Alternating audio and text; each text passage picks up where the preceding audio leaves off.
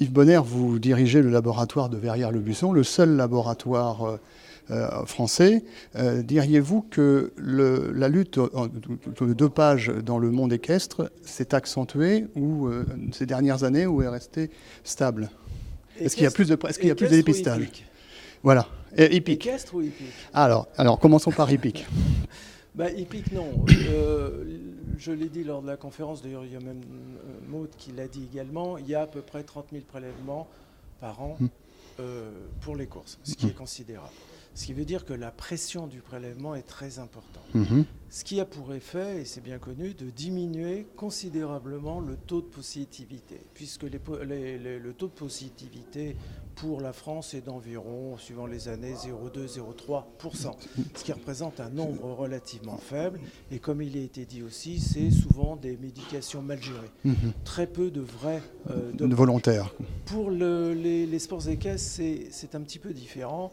Le taux de positivité est plus grand en règle générale, mais ça va être dur, je vais vous expliquer pourquoi, de le situer actuellement. C'est à peu près 10 fois plus, c'est-à-dire qu'on est 2-3%. Mais le nombre de prélèvements a chuté considérablement, puisque maintenant, sachant qu'il y a presque 1 million d'engagements, le nombre de prélèvements qui nous parviennent est de 96, on va dire 100. Pour quelle raison ça a baissé autant ? Alors, je ne peux pas répondre à la place de l'agence française, si vous voulez, probablement des raisons économiques, mais j'allais dire qu'on est proche, je pèse mes mots, d'une mascarade. Parce qu'il est évident que, comme je disais aussi, la personne qui est prise positive, il y en a 1 ou 2 par an, vraiment, c'est quelqu'un qui a vraiment pas de chance, il peut aller se pendre après. Donc c'est dommage parce que véritablement, il y a zéro pression sur le système, si vous voulez.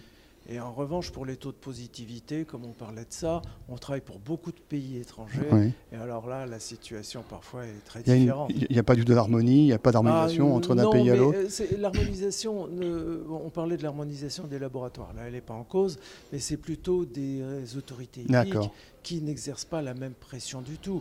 On travaille pour des pays, notamment du Moyen-Orient, je ne vais pas citer de nom bien entendu, mais où le taux de positivité frise les 100%, où on a, comme disait Louis Romanet tout à l'heure, 13 ou je ne sais même plus si c'est pas plus, substances différentes sur un seul prélèvement. Les médications ne sont pas du tout les mêmes d'un État à l'autre en Amérique du Nord, ce qui pose des problèmes pour les analyses après. Non, l'Amérique en général, effectivement, est coupée en deux, du Nord et du Sud. On va commencer par le Sud, si vous voulez.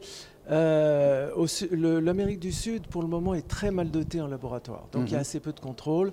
Mais je sais qu'ils ont une réelle volonté d'améliorer ce secteur-là. Ils vont peut-être, probablement même, faire un laboratoire central.